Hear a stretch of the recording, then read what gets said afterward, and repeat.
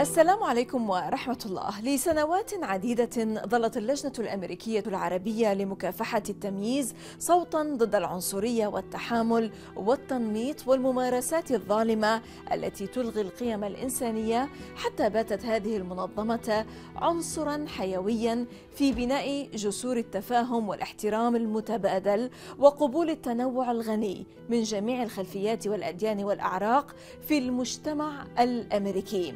مع نائب رئيس اللجنة الأميركية العربية لمكافحة التمييز نبيل محمد ومن الداخل، معكم زينب صفار، تابعونا.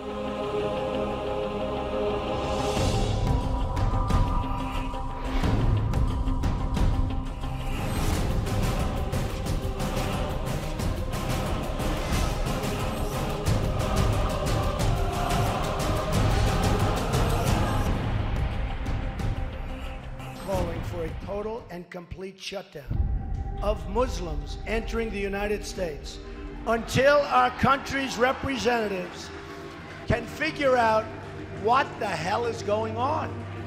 لعله مذ تبوأ الرئيس الأميركي دونالد ترامب قيادة أمريكا وجرائم الكراهية وخطابها المقيت والتمييز العنصري آخذة في الازدياد، عدا عن حالات الافتراءات وغيرها من أساليب التخويف بحسب الوثائق والمراقبين، حيث ترى رو لانداو المديرة التنفيذية للجنة فيلادلفيا للعلاقات الإنسانية أن الناس باتوا اليوم يشعرون بمزيد من الجرأة للتحدث والتصرف بناء على معتقداتهم البغيضة المبنية على الكراهية.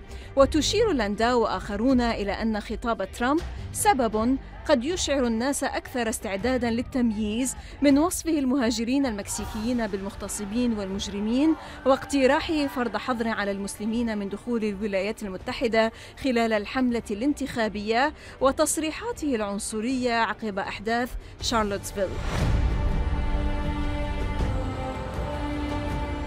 اللجنة العربية الأميركية لمكافحة التمييز منظمة حقوقية مدنية ملتزمة بالدفاع عن حقوق الأميركيين المنحدرين من أصل عربي وتعزيز تراثهم الثقافي الغني ومناهضة كل أشكال العنصرية والتعصب، والتي أسسها السيناتور الأميركي الأسبق جيمس أبو رزق عام 1980. تعد اليوم أكبر منظمة عربية أمريكية على الصعيد الشعبي في الولايات المتحدة. نبيل محمد نائب رئيس اللجنة يشرح لنا أكثر أين تتجلى معالم التمييز على وجه التحديد وكيف، ويتحدث عن مسألة تجريم العرق والتقاطع ما بين اللون والطبقة في المجتمع العربي الأمريكي وتأثيره على حياتهم اليومية، وكيف تفاعلوا كمؤسسة مع حظر المسلمين من السفر إلى أميركا، وما هي الطريقة المثلى لمواجهة خطاب الكراهية. Nabeel Muhammad, Vice President of the American Arab Anti-Discrimination Committee. Welcome to من الداخل from the inside, sir. أهلا فيك. أهلا فيك. هلا. Now, the American Arab Anti-Discrimination Committee is the largest Arab American grassroots civil rights organization in the U.S. And the ADC has experienced a dramatic rise in discrimination complaints. Where and how exactly, or in particular, for example, does this discrimination rise? Well, the history of ADC has started 37 years. Actually, we're celebrating our 37th anniversary this weekend in Washington, D.C. Through the history of ADC started to challenge defamation by Senator Abu Rizk at the time and a group of activists. The Arab American community was portrayed as camel jockey, etc., and they're always targeted by in the media in Hollywood, etc. And ADC came as a response to that. Mm-hmm. And through the history, ADC has evolved to be the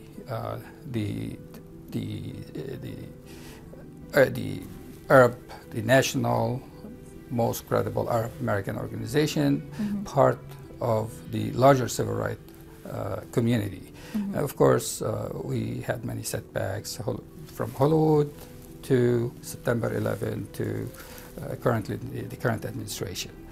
And after September 11 was there was an increase in the hate crimes, increase in profiling. There were actually laws were instituted at the time by the administration to legitimizing profiling and discrimination in an indirect way. And of course, it took a long time it took time working with our alliances, with our coalition partners, challenging such laws and such process. And we reached a stage where we got invited to be around the table with decision makers to contribute how whether it's training manuals to officers, to FBI, to DHS and other agencies, enforcement agencies, because they're built on straightforward discrimination, use discriminatory terms, unbalanced language, etc. So through the years, we helped making things better. Of course, not within succeed 100%, but it's an ongoing struggle. Of course, now with the new administration, Trump's administration, it changed a lot of dynamics, and it wasn't a surprise. But to the worst, you mean? It took us to the worst in terms of claims numbers. We definitely are seeing an increase in hate crimes and in segregation, racial segregation, profiling, yeah. And actually the quality of those, and not the quality, it's more violent to some extent. Reports that we received that our community members were exposed to, mosques exposed to, and even shooting in some instances onto our institutions and members of the community. Now, how do the other communities, how do you all interact together under this umbrella, the ADC? Well, ADC is a member of the LCCR, Leadership Conference on Civil and Human Rights, which has over 300 organizations, civil rights organizations, from the African Americans, Latino Americans, Mexican Americans, Jewish American. It's historically the champions of justice and fairness in the country. So ADC is an executive board member of that coalition. And we work on issues not only, as part of this coalition, we work on issues that are relevant to these communities as well. And a lot of our successes through the years, through the history of ADC, happened because of these alliances and these... As an institution, as an association, how did you interact with such a ban on Muslims and a ban on travel? Well, how we responded. It was a very... The legal actions that were taken, sure. It has made them just it was like a state of emergency. We easily can use the state of emergency with our alliances, with our coalition partners. That those few days after the ban was issued, we had thousands and thousands of calls and emails and Facebook messages from all over the world calling us. What should we do? We're stuck. We're in this country, we're visiting. I went to get my wife from, for example, this country, Iraq, she has a visa. Are we going to be, what's going to happen? I have a green card. So thousands and thousands. We operated on 24 hours around the clock. We had volunteers coming and work in our office, and we went to the airports for days Lots and of people days. were stuck in the airports. Stuck in the airports. Exactly. We protest also in various, so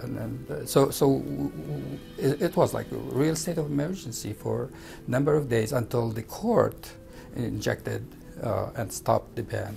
And we took part in the legal argument as well. Right. Now, allow me here, Mr. Muhammad, to talk a bit about something which is termed as the countering violent extremism, which is the CVE.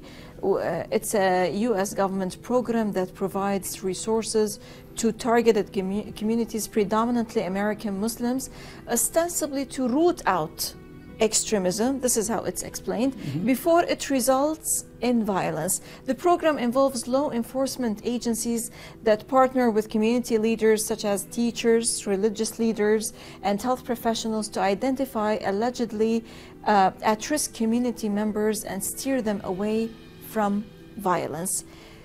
This CVE paradigm is very controversial for a variety of reasons. Like what?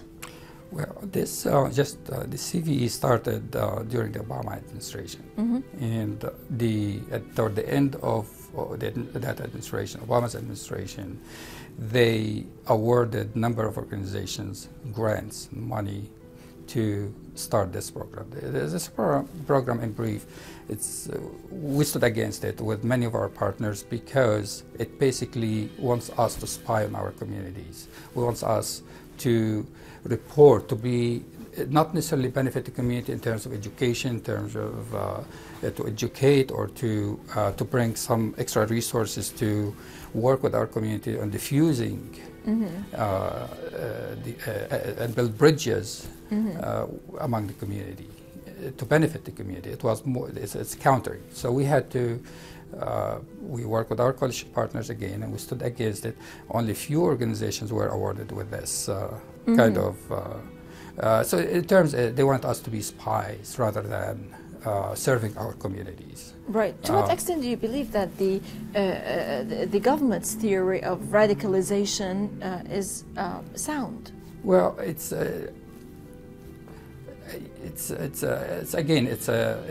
not really, it's not based on a real assessment. It's based on few examples that happened at some point in the country, and because of the other side, the misperception, and the other side targeting our community through the years, and they reached that conclusion. So it's not really based on scientific studies that made saying that we have to be inside these mosques or inside this community and they didn't offer the platform to educate or to build bridges and to get other than building bridges with. Right. So there was semi-consensus within our community, not only ADC, semi-consensus that this is not a good program.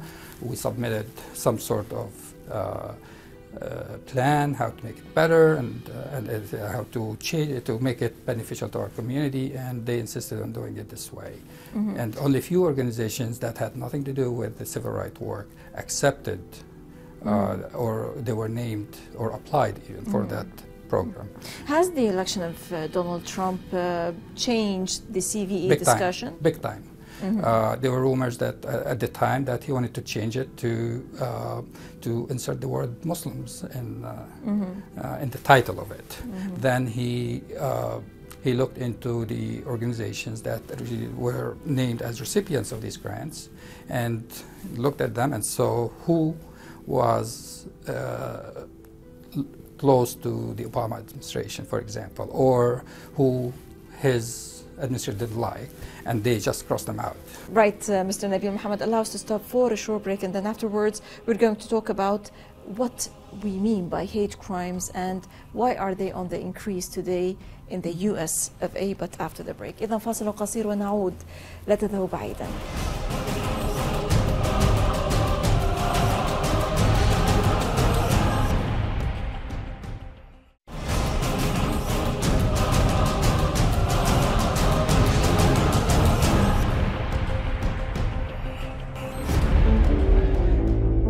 في سبتمبر أيلول 2015 ساندت اللجنة العربية الأميركية لمكافحة التمييز إحدى أعضاء الكونغرس إدي بيرنز جونسون في صياغة قرار يكرم ضحايا جرائم الكراهية التي حدثت بعد 11 من سبتمبر. نبيل محمد نائب رئيس اللجنة يحدثنا أكثر عن مدى حدة جرائم الكراهية اليوم وكيف تتعامل الإدارة الحالية معها.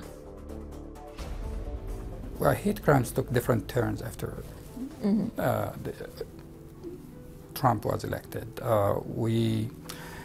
His political speech or the political speeches of the campaign prepared to, I mean, started with his campaign a year ago or so, a year before the election. By the time he was elected, we already had a number of hate crimes. Hate crimes evolved from beating, physical harm, violence, to threats, to discrimination, simply by looking at the color or the accent, etc. So racial remarks. It's a racial remarks to violent, to graffiti, etc. So of course, the political speech that his campaign, him and others, and actually other contenders who ran, other candidates who ran for presidential election, contributed to created an environment of hate.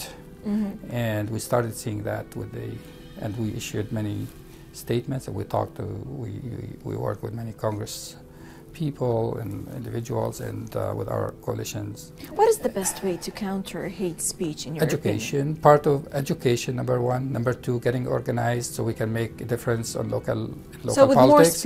More speech? Well, not necessarily more speech. Listen, to be able to go on the media in America, it's a struggle by itself. Exactly. Because there's it's a lot of challenge to be able to go and express those views. But I think getting organized as an organization, as organizations, as a community on local level, that's one. Because that's one. Getting organized, we reach out local communities, our surroundings, we educate, but also we play a normal the role of our civic role, so we can participate in local politics, and we can translate that kind of organizing into a national impact in Washington, D.C., working within our allies, because that widen our base of support and our reach. Thirdly, of course, working closely within enforcement agencies addressing hate crimes. So then work with our politicians to issue decrees or issue statements or adopt resolutions or bills that challenge such. And work with the administration, like I mentioned, to address those reports that we receive on timely fashion. For example, I'll give just a short example. In 2001, after September 11, we, as ADC, within 12 hours, we received hundreds of threats immediately as an office. At the time, Ashcroft, who was the security National Security. he was the Attorney General. John Ashcroft planned a press conference next day, and we went directly to his office and gave him a stack of reports of hate crimes, of threats of us as of the office and of members from different cities. And he immediately changed and inserted terms to saying that we shouldn't do this, and to some extent made a statement that we shouldn't do this to anybody because it's un-American at the time. Though he wasn't our best friend at the time, but he did it. Bush himself, President Bush, he went to the mosque a few days after, and he put message out saying that we shouldn't reach into conclusions and we shouldn't do this because we know who did this and we have to. So there was, so having that kind of relationships, having that kind of impact, that helps. Interaction. Relationships, interactions, but also the political speech is very important. Today we don't see that with the current administration. Under the Trump administration. Now, the Trump administration officials, under pressure from the White House to provide their rationale for reducing the number of refugees allowed into the United States next year, rejected a study by the Department of Health and Human Services that found that refugees brought in $63 billion more in government revenues over the past decade than they cost.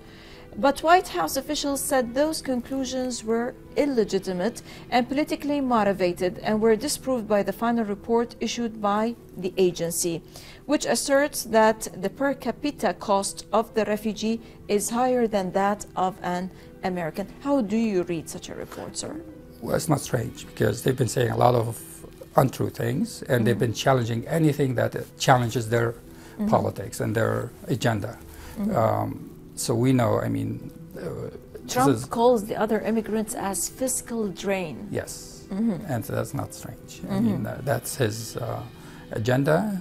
I mean, what could be more than stopping? I mean, he thinks refugees coming to this, to the States, coming just to have fun. And they're not running from death, from persecutions, or for whatever reason. And putting an end to that program that historically the country was built on such programs from its inception, and trying to put an end to such program, and that's totally un-American. And so I'm not surprised with such conclusions. Right.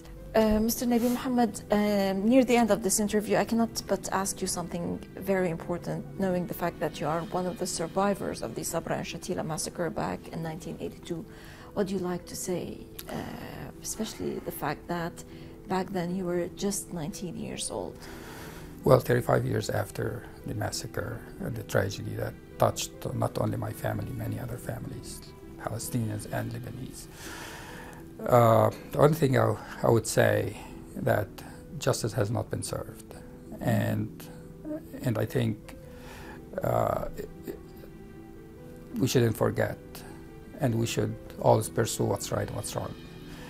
Recent reports, recently we came across a book that was published by an advisor of the Bashir Jumayel, stating that meetings were held between Israelis, and namely Israeli Prime Minister at the time, Sharon, and Bashir Jumayel, the week before Bashir Jumayel was assassinated, discussing how to get into Sabra Shatila and how they need to go into Sabra Shatila and do whatever.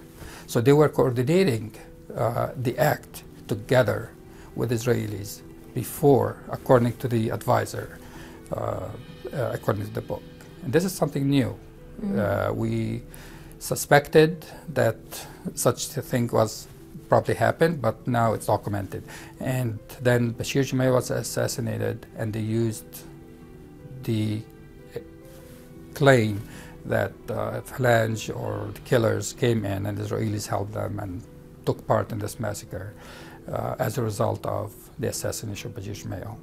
This is something new, and this is something that needs to be pursued, and hopefully our supporters, our allies, legal justice, International Court of Justice would look back and open that case and see what, hopefully, where this would lead. Inshallah, hopefully. Nabeel Muhammad, Vice President of the American Arab Anti-Discrimination Committee, many thanks indeed for joining us. Thank you for your views. Thank you.